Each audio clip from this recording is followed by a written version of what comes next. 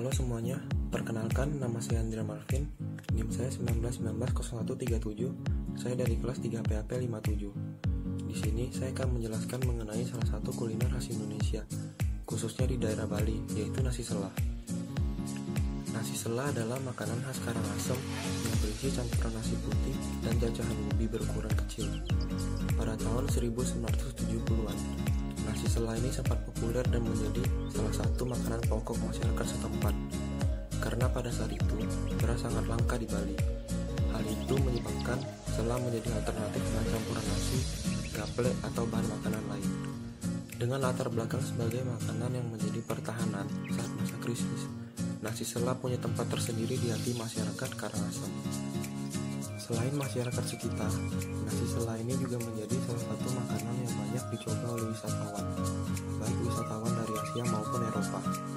Bahkan nasi selah memiliki kandungan gizi yang lebih baik daripada sekedar nasi putih biasa. Selain di daerah Karangasem, nasi selah ini juga dapat ditemukan di daerah Bali lainnya. Keunikan dari nasi selah ini adalah rasanya yang khas dengan perpaduan nasi, selah yang dicampur dengan varian lainnya. Adapun nasi selah ini telah menjadi variasi pengolahannya, di mana biasanya nasi selah dicampur dengan jukut bejek, ada gerago atau udang kecil, kacang tanah, jukut, atau sayur bejek bumbu kalas, santan, daging, base gede, sambal bongkot, dan ayam betutu yang disuir. Selain varian tersebut, nasi selah juga dicampur dengan lauk ayam betutu, sate kulit ayam, pindang tongkol, urap sayur kacang panjang berisi timun dan kacang merah, pesan celengis, sambal mata, dan sambal teri.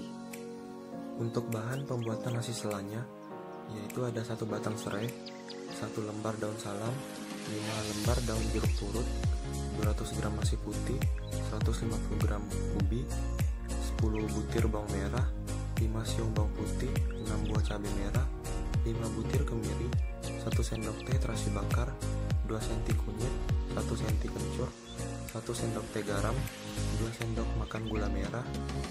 Untuk bahan lawar kacang panjangnya, 100 gram kacang panjang, 100 gram kecambah, 80 gram kelapa setengah tua parut, air panas cukupnya, minyak goreng. Untuk bahan pembuatan sate lilitnya, ada 200 gram daging tongkol, 50 gram kelapa parut, 1 cm jahe.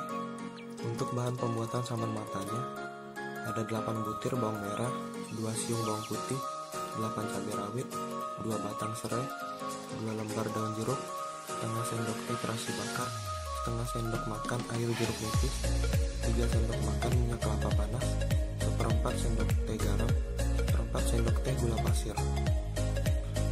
Langkah-langkah pembuatannya: yang pertama, cuci bersih beras putih, masak bersama air hingga air menyusut sambil sesekali diaduk. Angkat dan campur dengan potongan ubi dan diaduk rata.